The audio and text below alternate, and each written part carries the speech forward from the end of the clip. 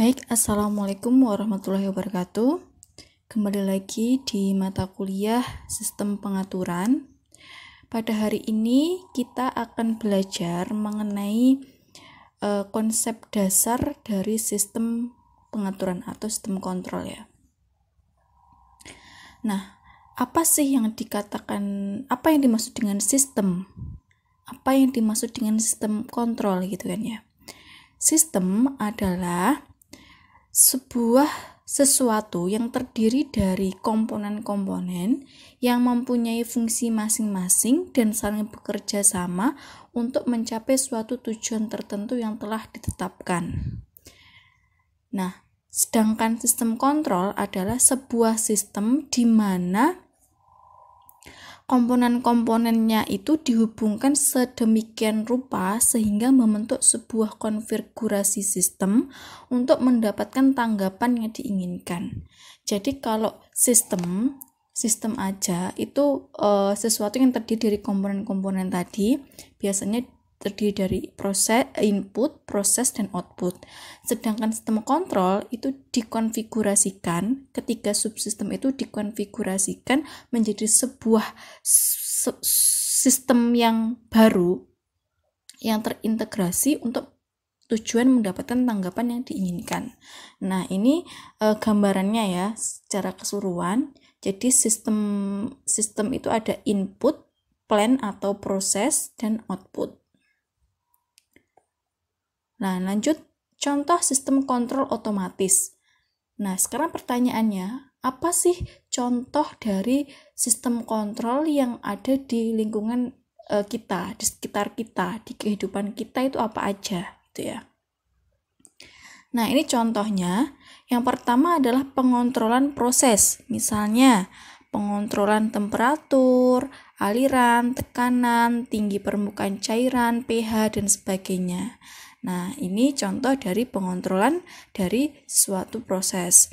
Nah, yang kedua adalah pembangkit tenaga listrik. Biasanya pengaturan tegangan, frekuensi, dan sebagainya. Nah, ini biasanya dilakukan oleh PLN agar dia bisa membangkitkan tegangan yang sesuai yang diinginkan oleh konsumen. Yang ketiga adalah pengontrolan numerik, yaitu pengontrolan operasi yang membutuhkan ketelitian tinggi dalam proses yang berulang-ulang, misalnya pembuatan lubang, tekstil, pengelasan, dan sebagainya. Yang keempat, dalam bidang transportasi, misalnya elevator, eskalator, ban berjalan, kereta api, pesawat terbang, dan sebagainya. Yang kelima adalah servomekanis, yang terakhir adalah bidang non-teknik, misalnya ekonomi, sosiologi, biologi. Jadi sistem kontrol itu tidak hanya terpaku pada bidang teknik aja, tetapi juga bisa digunakan dalam bidang non-teknik, seperti itu. Nah, ini bukan cakupan kita ya. Nah, kita akan membahas yang dalam bidang teknik saja. Lanjutnya adalah klasifikasi sistem kontrol. Nah, sistem kontrol itu terdiri banyak macam ya. Yang pertama adalah sistem kontrol loop terbuka dan loop tertutup. Nah, apa itu loop terbuka dan apa loop tertutup? Nah, nanti kita akan membahas itu. Yang kedua adalah sistem linear dan tak linear. Nah, ini sudah kita bahas di pertemuan minggu kemarin. Jadi kalau linear itu memiliki syarat dua syarat kemarin, superposisi dan homogenitas. Nah, kalau yang tidak linear berarti yang tidak memiliki kedua prinsip tersebut. Yang ketiga adalah sistem kontrol berubah terhadap waktu, time variant. Dan sistem kontrol tak berubah terhadap waktu, yaitu time invariant. Maksudnya, jadi sistem itu tidak berhubungan dengan waktu. Berarti dia time invariant. Kalau ini berarti tidak ya. Kalau dia berubah terhadap waktu berarti dia time variant. Nah, yang keempat adalah sistem kontrol waktu kontinu dan sistem kontrol waktu diskrit. Nah, pasti ini ada hubungannya dengan sinyal dan sistem ya. Pasti kalian sudah mendapatkan mata kuliah itu.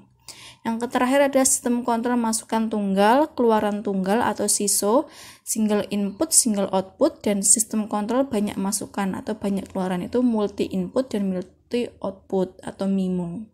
Nah, ini biasanya lebih rumit lagi, dan kontrolnya itu juga membutuhkan perhitungan yang rumit seperti itu. Nah, ini adalah pengertian dari sistem kontrol loop terbuka. Nah, apa sih sistem kontrol loop terbuka itu kan ya? Sistem menggunakan peralatan penggerak untuk mengontrol proses secara langsung tanpa umpan balik. Pada sistem ini, harga keluaran sistem tidak dapat dibandingkan terhadap harga masukannya. Jadi kalau loop terbuka itu tidak ada umpan balik. Ciri-ciri sistem kontrol loop terbuka adalah: satu, sederhana, harganya murah, dapat dipercaya, dapat kurang akurat karena tidak terdapat koreksi terhadap kesalahan, karena tidak ada loop feedback itu tadi. Jadi output itu tidak dikoreksi terhadap masukan. Jadi kita tidak tahu kesalahannya itu gimana, seperti itu. Dan yang terakhir adalah berbasis waktu. Nah, ini adalah diagram blok dari sistem kontrol terbuka. Loop terbuka itu jadi seperti ini: input, ada proses atau plan, terus output. Contohnya adalah pengesetan daya 1 kW atau 2 kW. Terus outputnya adalah temperatur ruangan. Jadi pada saat ini seperti kayak ini ya, potensiometer nih. Misalkan kalian memutar potensiometer, misalkan ke kanan sedikit tegangannya 1 volt, terus ke kanan lagi 2 volt, 3 volt, dan sebagainya. Nah, ini adalah kontrol loop terbuka. Jadi tidak ada feedbacknya, kita tidak tahu koreksi kesalahannya itu seperti apa. Nah, ini pengesetan daya 1 kW atau 2 kW. Jadi kalau 1 kW temperaturnya seperti ini, 2 kW seperti ini, misal seperti itu. Nah, ini merupakan loop terbuka. Contoh kedua adalah kontrol tinggi permukaan cairan dalam tangki. Jadi inputnya adalah H yang diinginkan, outputnya adalah H sesungguhnya. Sistem pengaturannya yang diatur itu adalah katup, K2, dan operator. Jadi untuk mengatur ketinggian dari cairan dalam tangki itu menggunakan katup. Semakin besar katupnya dibuka, berarti semakin cairannya itu akan semakin banyak yang keluar. Jadi dia banyak yang masuk ke dalam tangki sehingga permukaan tingginya cairannya semakin besar, seperti itu. Jadi itu adalah kontrol terbuka. Oke, lanjut ke ini adalah gambaran dari yang kontrol tinggi permukaan cairan dalam tangki tadi. Jadi misalkan di sini ada katup 2, ini ada katup 1, ini adalah ketinggian. Nah, yang diatur adalah ketinggian ini. Bagaimana cara kita mengatur K2 ataupun K1 agar hanya atau tingginya ini sesuai yang kita inginkan. Seperti itu. Pada sistem tersebut diinginkan tinggi permukaan cairan H tetap walaupun fluida pada katup K1 berubah-ubah. Hal tersebut dapat dicapai dengan pengaturan secara manual pada katup K2 pada waktu tertentu sesuai pengalaman operator. Nah, misalnya seperti ini ya. Jadi kalau misalkan kita ingin hanya atau ketinggiannya itu tetap segini terus. Nah, sedangkan K1 ini dia terbuka terus. Jadi bagaimana mengatur K2 agar tingginya itu dia tetap seperti itu. Nah, ini adalah contoh dari kontrol loop terbuka. Selanjutnya adalah sistem kontrol loop tertutup. Apa sih yang dinamakan sistem kontrol loop tertutup? Kenapa kok dinamakan tertutup gitu ya? Sistem kontrol tertutup itu adalah menggunakan pengukuran keluaran dan mengumpanbalikan sinyal tersebut untuk dibandingkan dengan keluaran yang diinginkan. Sinyal keluaran diumpanbalikan terhadap controller yang akan membuat pengubahan terhadap sistem agar keluaran sistem seperti yang diinginkan. Jadi seperti ini. Maksudnya adalah output dari keluaran atau respon dari keluaran itu respon dari sistem itu sebagai keluaran itu akan diumpanbalikan dengan keluaran yang diinginkan atau input sebagai referensi. Nah, di mana mengumpanbalikannya di mana? Di controller. Nah, controller inilah yang tugasnya untuk membuat pengubahan terhadap sistem agar keluaran sistem seperti yang diinginkan. Jadi berdasarkan error yang didapat, controller akan menghitung sesuai dengan controller apa yang kita buat. Nah, terus setelah itu nanti tujuannya adalah agar outputnya itu sesuai dengan input yang kita inginkan, gitu ya. Perbandingan sistem kontrol loop tertutup dan loop terbuka itu adalah satu, lebih kompleks, harganya lebih mahal, lebih dapat dipercaya, biasanya lebih akurat, dan tidak berbasis waktu. Seperti itu.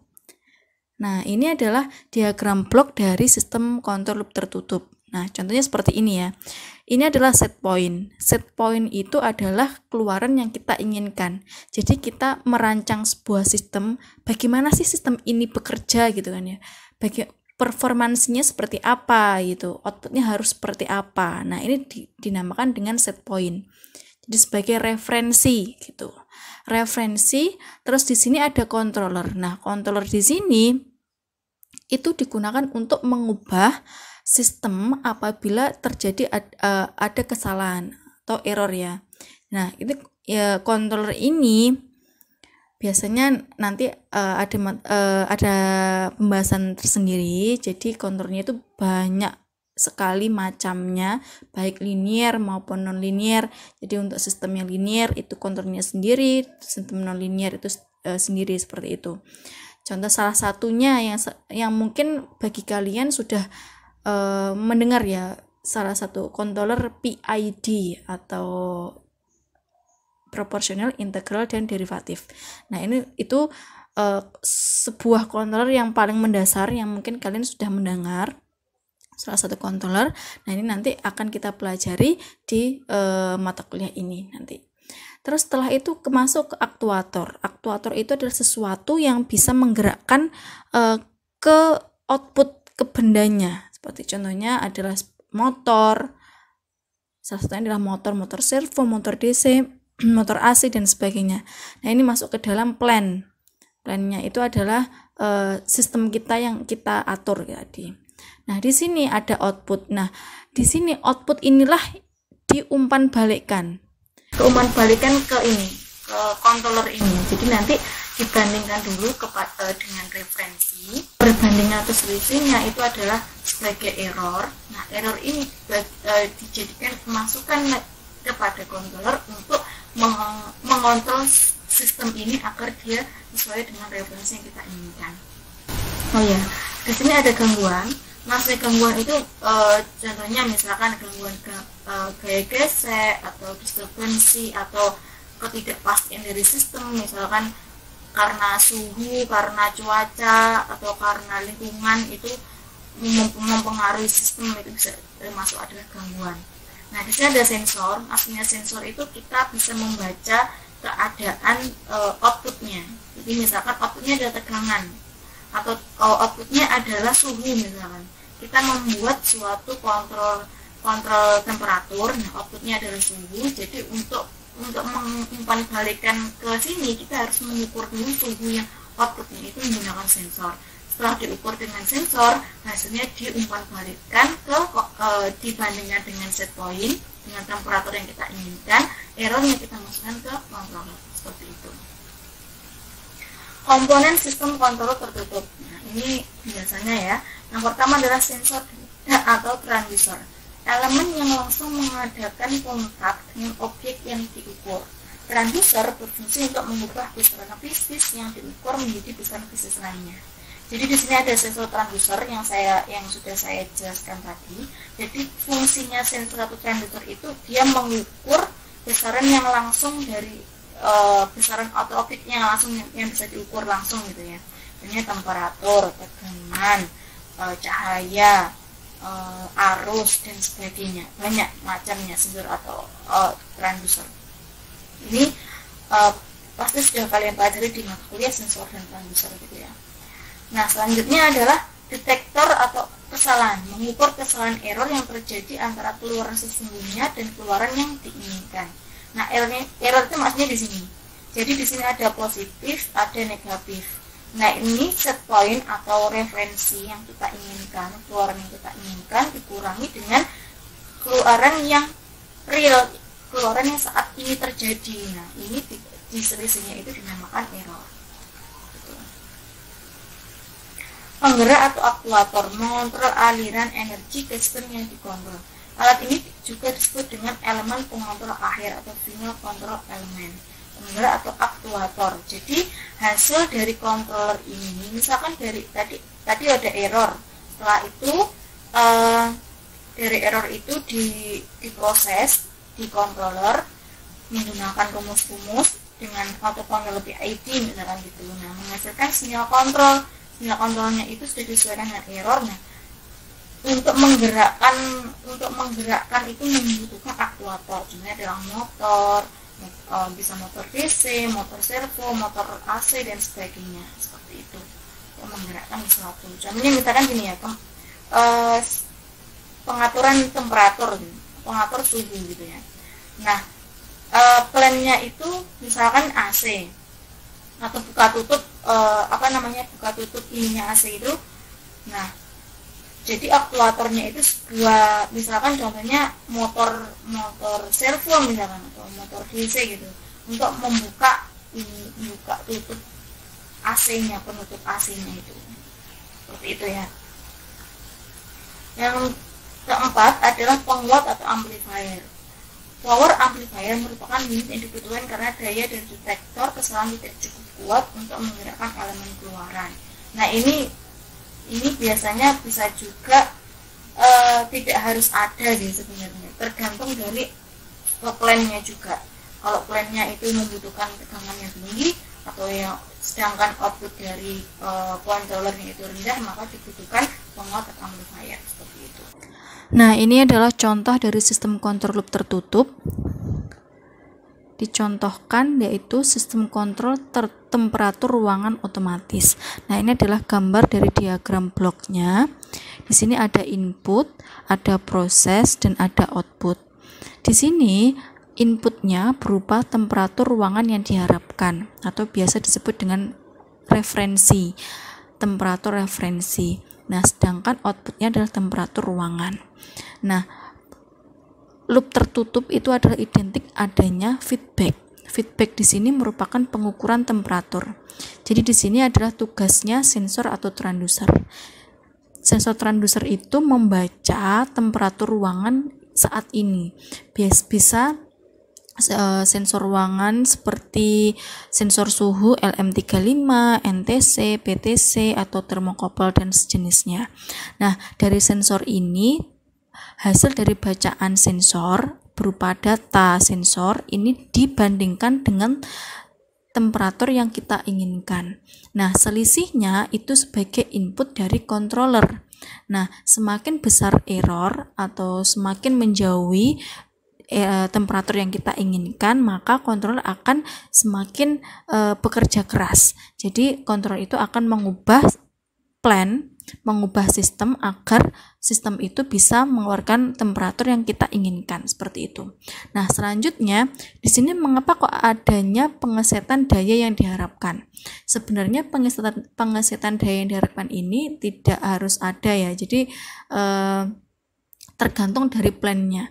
Jika kontrol signal atau keluaran dari controller itu masih kecil atau bernilai kecil, biasanya harus ada pengesetan daya. Nah, pengesetan daya ini disesuaikan dengan kebutuhan plan, seperti itu.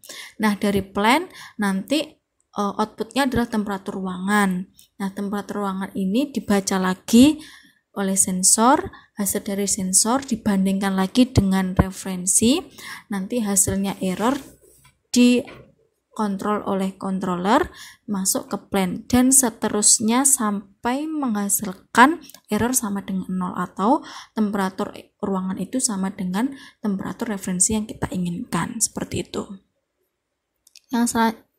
Contoh selanjutnya adalah sistem kontrol tinggi permukaan cairan dalam tangki otomatis. Sama seperti contoh sebelumnya, yaitu yang pertama ada input, yaitu permukaan tangki yang diinginkan. Terus di sini ada proses yang terdiri dari controller, motor sebagai aktuator atau penggerak, tangki sebagai plan, dan sensor dan selanjutnya ada output, yaitu permukaan tangki yang sesungguhnya. Jadi di sini sensor di sini dia tugasnya adalah membaca permukaan tangki yang sesungguhnya. Nah, dari bacaan sensor ini nanti hasilnya dibandingkan dengan permukaan tangki yang diinginkan. Nah, nanti selisihnya itu berupa error sebagai inputan controller. Nah, controller ini output dari controller berupa sinyal kontrol yang digunakan untuk menggerakkan aktuator, yaitu motor. Biasanya motor ini kalau dalam kasus ini dipasang pada katup ya, jadi bisa membuka dan menutup katup sesuai dengan sinyal kontrol yang dihasilkan oleh controller. Seberapa besar membuka katupnya itu berdasarkan dari sinyal kontrol yang dihasilkan oleh controller. Controller itu berdasarkan dari error yang yaitu selisih antara permukaan tangki yang diinginkan dengan permukaan tangki sesungguhnya. Nah, dari motor ini nanti dimasukkan ke plan, yaitu tangki, dan nanti dibaca lagi oleh sensor, dibandingkan lagi, nanti ketemu error untuk sebagai inputan controller, terus masuk ke motor dan seterusnya sampai mendapatkan error sama dengan 0, atau dapat dikatakan permukaan tangki itu sudah sesuai dengan yang kita inginkan, seperti itu ya. Nah, ini merupakan sistem kontrol tinggi permukaan cairan dalam tangki otomatis, yaitu gambaran realnya seperti ini. Dalam sistem tersebut diinginkan tinggi permukaan cairan dalam tangki H itu tetap. Di sini hanya tetap, inginnya tetap, jadi seperti itu.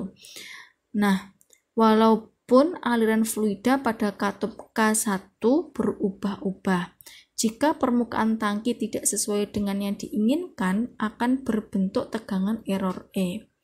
Tegangan E diperkuat sehingga dapat memberikan input pada penggerak atau motor untuk membuka atau menutup katup K2. Jadi seperti ini. Di sini ada tangki, ada katup K1 yang dia aliran fluidanya berubah-ubah. Jadi dia bisa membuka, menutup berubah-ubah. Jadi ketinggiannya itu juga berubah-ubah. Nah, di sini ada pelampung, maksudnya pelampung itu sebagai sensor, jadi dia memberikan tegangan.